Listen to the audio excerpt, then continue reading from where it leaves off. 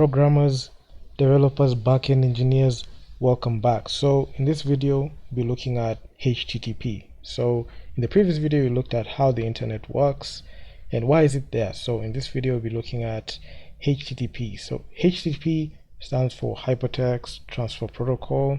It's the foundation of data communication for the World Wide Web. It defines how messages are formatted and transmitted, and it's the basis of all interactions between web browsers and web servers.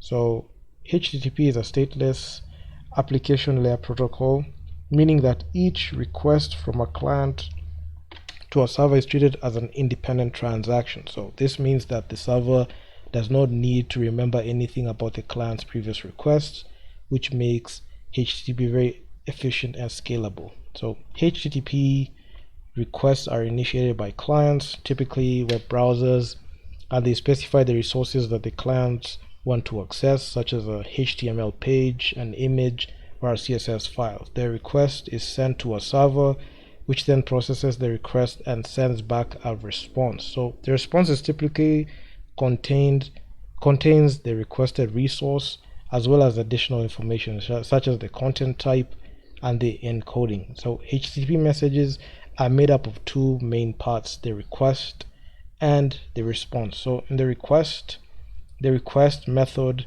such as get, post, or put, the URL of the resource that the client wants to access, and a set of servers that provide additional information about the request, such as accept encode header, which specifies the encoding format that the client can understand.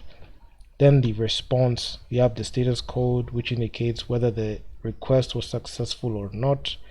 A set of headers that provide additional information about the response, such as the content type header, which specifies the type of content that is being returned.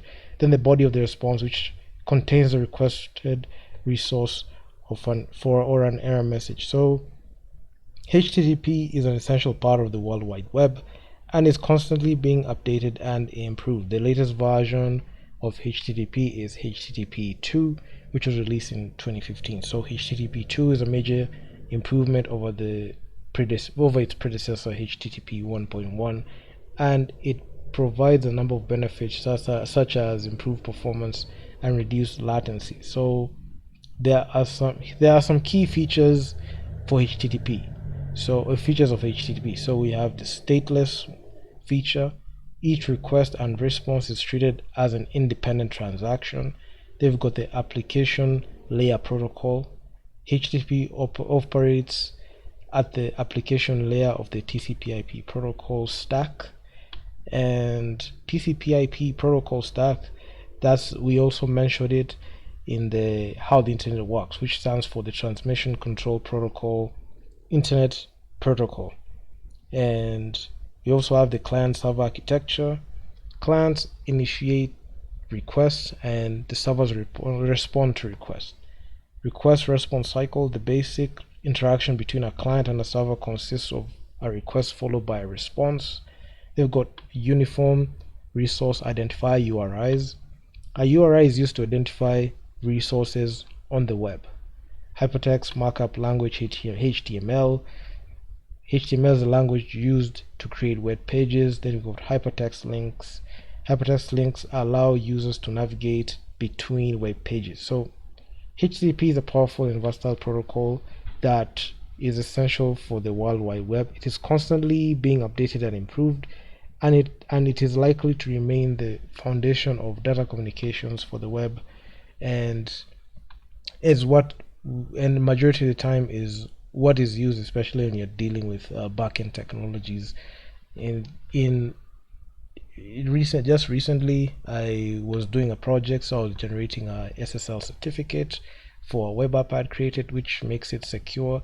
We'll look at that in a much later video, but in this video just touching on the basics of HTTP, and it will allow us to be able to understand why things are like that, the way they are, and hopefully you can be able to implement technologies in the next videos, because Majority of the videos that I will be making after this series will be about utilizing these technologies and implementing them in working projects. So yeah, if you guys like the video, make sure to leave your feedback down in the comments, and I'm out. Happy coding.